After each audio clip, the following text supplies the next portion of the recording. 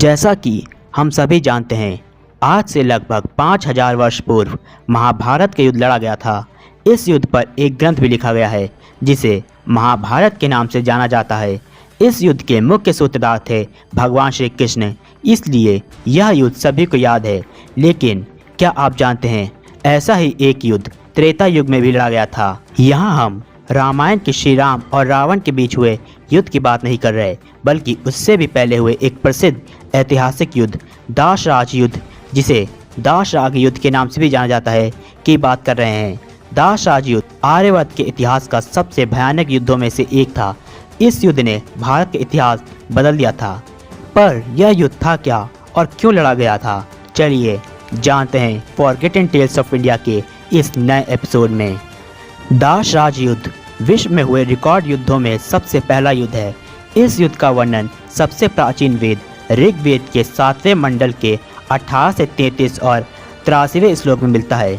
ऋग्वेद में लिखा है कि जिस युद्ध में प्रभुता से उत्तम, अलकार युक्त, बुद्धिमान, कर्मकांडी, सदाचारी, युद्ध ध्रुव, कर्म में बुद्धिपूर्वक प्रवृत्त होता है, उस युद्ध में सब ओर से 10 राजाओं के आक्रमण करने पर वेदों के अनुयायी राजा को, हे अस्त्र शस्त्रों की विद्या से कुशल विद्वानों, बल प्रदान करो। ऋग्वेद से हमें यह तो पता चलता है कि उस समय एक महान युद्ध हुआ था। अब प्रश्न यह आता है कि यह युद्ध क्यों और किन किन राजाओं के बीच हुआ था। तो सबसे पहले इस युद्ध के होने का कारण जानते हैं। इस युद्ध के मुख्य कारण थे महर्षि वशिष्ठ और महर्षि विश्वामित्र। दोनों के द्वंद्व के बारे में तो हम सब ही जानते हैं। दासराज युद्ध होने के पीछे भी इनकी प्रतिद्वंदिता थी। विश्वामित्र राजा सुदास के पुरोहित हुआ करते थे। अब पहले हम राजा सुदास के बारे में जानते हैं, क्योंकि इस युद्ध के मुख्य नायक वे ही हैं।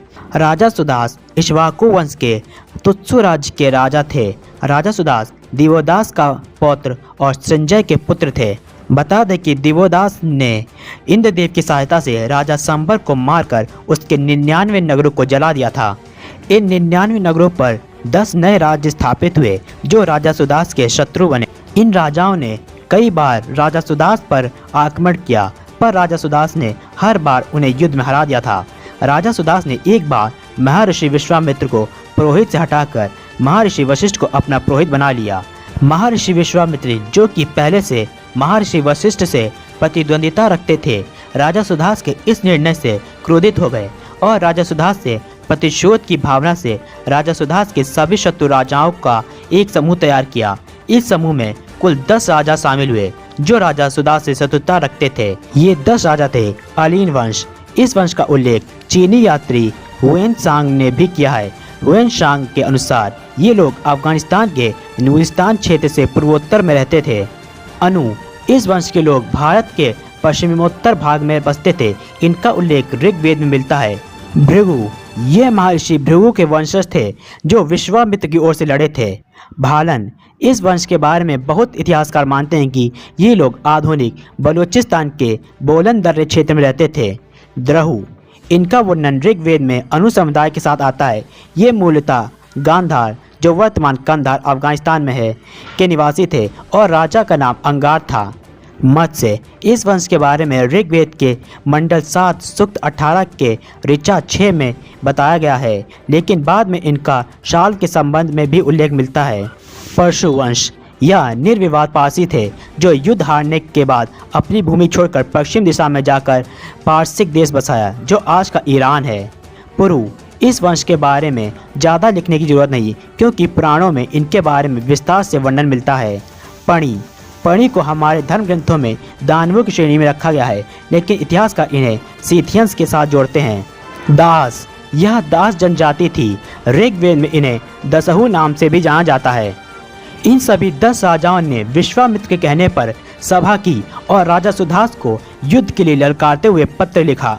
इस पत्र में लिखा था कि इस महायुद्ध में हम तुम्हारा और तुम्हारे वंश का अंत करेंगे। तुमने कभी धर्म के साथ न्याय नहीं किया। तुमने महर्षि विश्वामित्र को अपने राज्य से बाहर निकालकर गुरु वशिष्ठ को अपना गुरु बनाया। इस तरह तुमने महर्षि विश्वामित्र का अपमान किया। तुम्हारे दादा दिवोदास ने राजा संबर को युद्ध में मारकर देवराज इंद्र के साथ मिलकर राजा संबर के 99 नगरों को जलाकर राख कर दिया। हम इन सब का प्रतिशोध तुमसे लेंगे। बता दें कि ये 10 राजा वेदों के नियमों के विरुद्ध थे। वहीं गुरु वशिष्ठ वेदों के नियमों से ही राज्य स्थापित कर इंद्र की सत्ता स्थापित करना चाहते थे। राजा सुदास ने इस युद्ध की चुनौती को स्वीकार कर लिया, जिसके बाद आर्यवर्त के आर्य 2 भागों में बंट गए, आधे राजा सुदास की ओर और आधे उनके विरुद्ध। अब एक महायुद्ध छिड़ने वाला था। दोनों सेनाएं रावी नदी के पास आमने सामने आ खड़ी हुई। जिस जगह पर यह युद्ध हुआ वह स्थान वर्तमान पाकिस्तान के पंजाब में है। इस युद्ध में राजा सुदास के पास मात्र 6,600 सैनिक थे। 10 राजाओं की कुल सैन्य 66,000 पैदल सैनिक, 20 रथ, 2,000 घुड़सवार और 50 हाथी थे। भले ही राजा सुदास की सेना मुट्ठी भर थी, पर युद्ध में राजा सुदास ने कोहराम मचा दिया। दोनों सेनाओं में घमासान युद्ध शुरू हुआ। रक्त की नदियां बहने लगी। इस युद्ध में भले ही राजा सुदास की सेना मुट्ठी भर थी, पर राजा सुदास ने इस युद्ध में कोहराम मचाकर रख दिया। राजा सुदास ने एक एक करके 6 राजाओं को मौत के घाट उतार दिया। बचे हुए 4 राजाओं ने राजा सुदास के सामने आत्मसमर्पण कर दिया। इस महायुद्ध को राजा सुदास ने मात्र 1 दिन में ही समाप्त कर दिया। बाद में राजा सुदास ने बचे हुए 4 राजाओं को क्षमादान दिया और उन्हें भारत के बाहर खदेड़ दिया। इसी युद्ध के बाद आर्यवर्त का नाम भारत लिया जाने लगा, क्योंकि इसमें भारतों की जीत हुई थी। इस युद्ध के बाद राजा सुदास संपूर्ण भारत के पहले सम्राट बने। वहीं हारे हुए राजाओं ने भारत से बाहर जाकर अपने अपने कबीले बसाए और कई बार राजा सुदास पर हमले किए, पर हर बार उन्हें राजा सुदास से हार का सामना करना पड़ा। राजा सुदास ने कई वर्षों तक शासन किया। राजा सुदास की मृत्यु के बाद एक बार फिर दासशास युद्ध में जीवित बचे कबीलों ने मिलकर आक्रमण किया, पर इस बार राजा सुदास के पोते ने उन्हें पराजित किया। इस युद्ध को वर्षगीर युद्ध के नाम से जाना जाता है। तो ये थी दासशास युद्ध की कहानी। यह युद्ध हमारे इतिहास की एक महत्वपूर्ण घटना थी, क्योंकि इसी के बाद देश में राजतंत्र स्थापित हुआ था, जिस कारण इसका यहाँ जिक्र करना अनिवार्य था। राजा सुदास के बाद सौदास राजा हुए। सौदास के बाद अश्मक राजा बने। इन्हीं ने भारत के 16 महाजनपदों में से एक अस्मक महाजनपद बसाया, जहाँ इक्ष्वाकु वंश के राजाओं ने राज किया। अस्मक बाद मूलक राजा बने। मूलक के समय में ही भगवान परशुराम ने क्षत्रियों को नष्ट किया था। तब राजा मूलक की रक्षा स्त्रियों ने घेर कर की थी। इसी कारण मूलक को नारी कवच नाम से भी जाना जाता है। मूलक से दशरथ प्रथम हुए। दशरथ प्रथम से इलिवेल हुए। इलिवेल से विश्वशाह प्रथम हुए। विश्वशाह से दिलीप द्वितीय हुए। दिलीप द्वितीय के 2 पुत्र हुए, दीर्घबाहु और रघु।